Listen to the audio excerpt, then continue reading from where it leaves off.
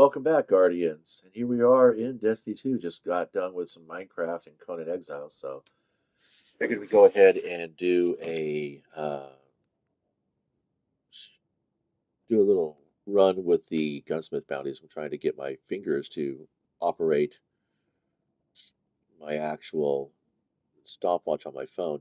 You ever go to tap your phone and it works because you just used it like 3 seconds earlier, but then nothing happens, and it's not because it's lagged or you're running multiple apps in the background or you're in a dead zone. It just doesn't fucking work. I'm like, what the hell, dudes?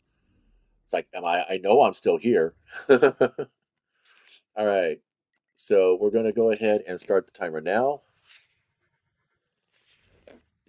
Ah, so yeah, in Minecraft, I was talking about stakes in a game and why rogue-like games are so popular is because dying in the game or dying on the level puts you all the way back to the beginning or takes you out of the game completely. I was mentioning yesterday about how that's one of the reasons why I've gotten kind of into Fortnite. I don't play it every day. I don't play it for more than maybe one or two activities. That, of course, being the Battle Royale zero build. Um, but I like the fact that you get eliminated. There's no coming back. You're done with the match. That's it. You placed X number rank right there. You know, I typically try to skulk about, pick off the stragglers, keep a stealth mode going, wait for the top dogs to finally get there, the last 10 players, and when it gets to about the last 10 players is when I start actively hunting because I'm not bragging or boasting, but I feel that's where the real challenge actually is. Um, and yeah, it's good times. It's good times. The game has actual stakes in it, in that the farther you go in the match, the more points you earn for your experience. Um, Whereas in Destiny, I don't think you get XP for knocking out Guardians in Crucible at all. I know you get some for taking out, NPCs in Vanguard Ops and in Gambit, but I'm not exactly sure what the XP buff is on taking out Guardians. But, I've always been one of those when I play in a team game, I play for the win and not for the leaderboard. And I know that, well, if you play for the leaderboard, then you're going to be playing the best you possibly can, and then everyone's going to be wanting to compete with that and also play the best. And I know I've been in jobs where they had a leaderboard, and it's not a fun experience. Honestly, it's no fun being at the top, and it's no fun, being encouraged to go for the top. It's not even about the pressure. It's just the animosity amongst the employees, amongst the so-called teammates, is just it's hard to manage and it's hard to separate. It's kind of like when you sit down to play a tabletop RPG.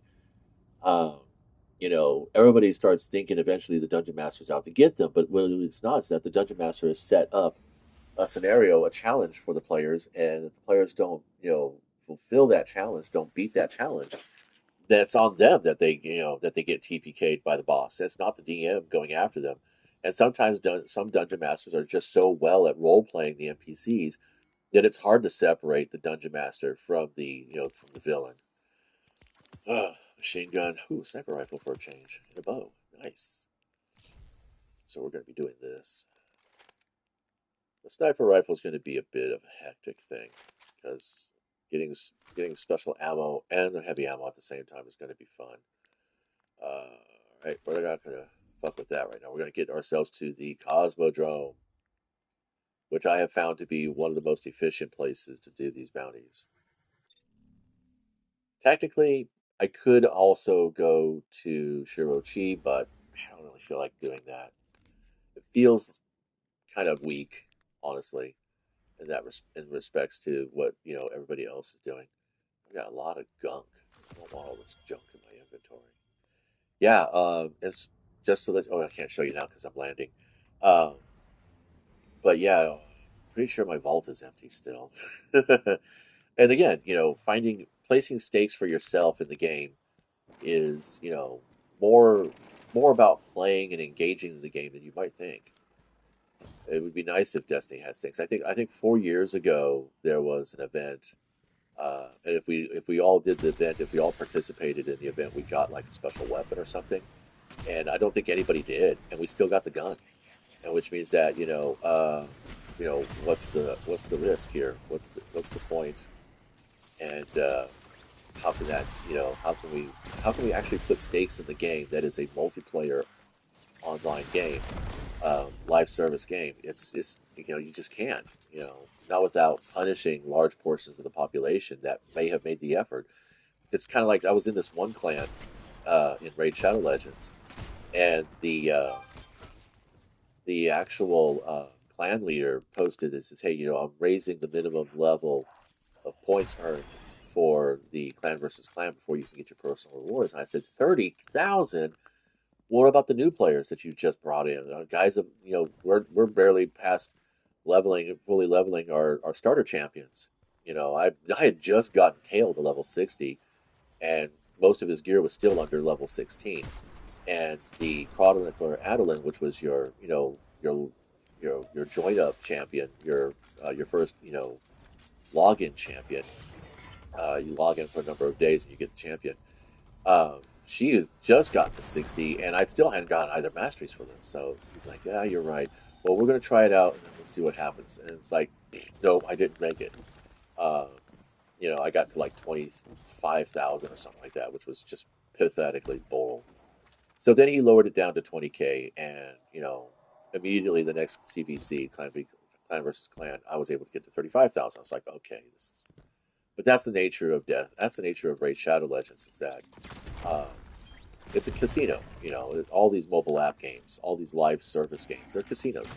They give you a few quick wins, and then you're supposed to be like all excited to want to play into more wins, and it's like maybe not. But yeah, once Destiny announced they were going free to play, I was like, I spent close to 7 years buying physical media from them and going for the full, you know, top dollar edition. I'm talking with like books and medallions and patches and shit. And I still have all that stuff, and I do appreciate it. And I do engage with it from time to time. Not just as a collector or as memorabilia, but just to be like, yeah, this was really cool stuff. They did a good job, and a lot of it. I still have the Dinkle Ghost from Destiny One. Haven't plugged him in yet, and you know had him run his dialogue, but it was a lot of fun. You know, uh, getting all that stuff. My son went a little further. I think we both basically stepped aside when it went to Europa because what was it, $200, $250 for like a backpack and a bunch of stickers. I was like, I can't justify that, my friends.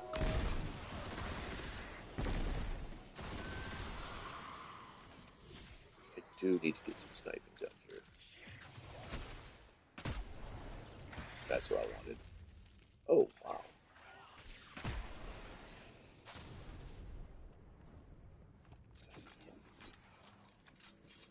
Nailed it into the wall. Loving it.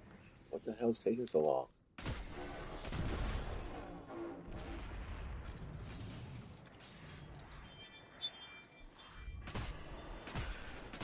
Gotcha.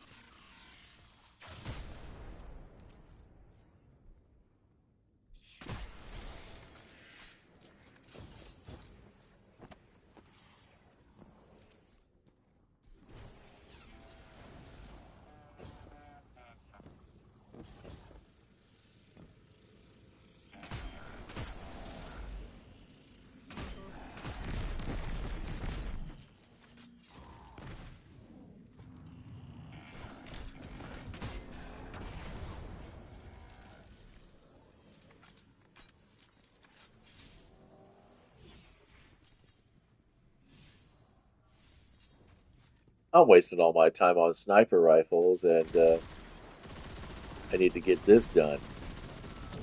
So we're just gonna do this. That's good enough for me. Well,